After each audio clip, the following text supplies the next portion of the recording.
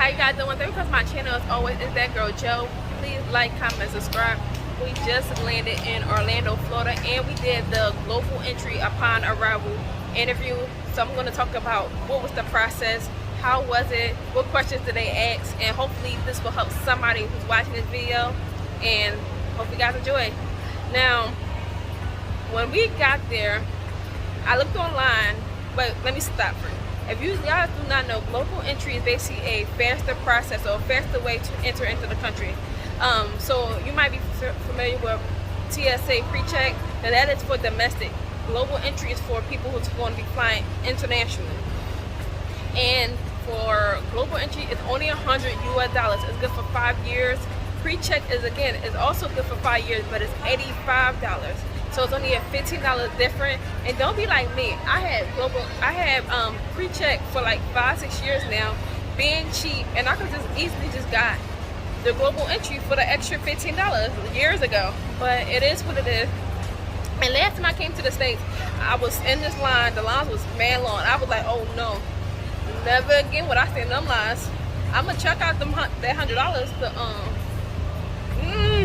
I ain't doing it no more. So that's the reason I applied for it. So you guys will probably wonder like why you decided to do it, because I'm tired of standing in those lines. So how it works was I fill out the application through the website. I'm gonna put the website in the description.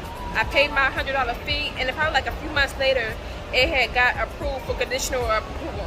So conditional approval basically means that I could make an appointment at any airport that they listed and have the interview. So there's two ways to do an interview. You can actually schedule an interview, or you can have your interview unscheduled. Just come to the airport when you actually fly in internationally.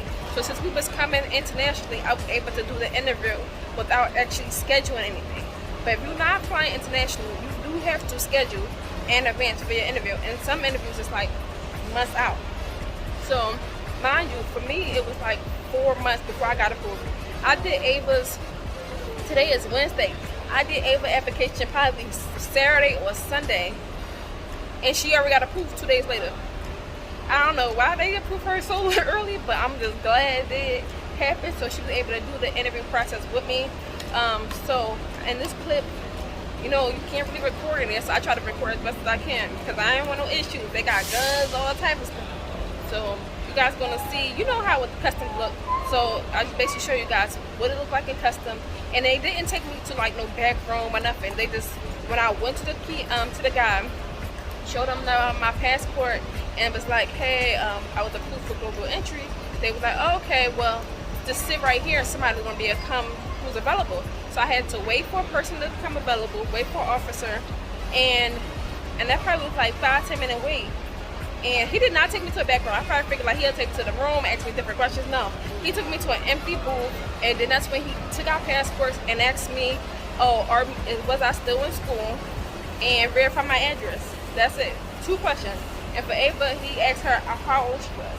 It was really simple. And I was kind of worried, like, because I didn't put nothing regarding Dominican Republic on the application. All I put was like all the house, like every apartment that we stayed in the United States. Because they want to know like your background for the past basically 6 years, where you lived at, and all that good stuff.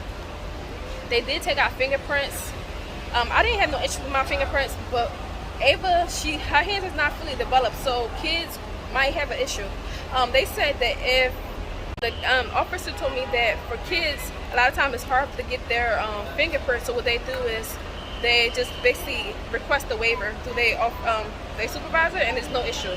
And we get a card, so it's like an ID card with the global entry, our picture, and it will come in the mail in 2 weeks. So I'm gonna actually, once it comes in, I'm gonna get that sent to Dominican Republic, and then always have that on us when it's time to fly back and forth. Okay, and last thing before I put the clip in about global entry is that when you buy global entry, you also get pre-check, TSA pre-check included with it. So now I have two pre-check numbers. I got the one from global entry, and then I got the one that I already have from pre-check. So yeah, that was the process. It was really simple, and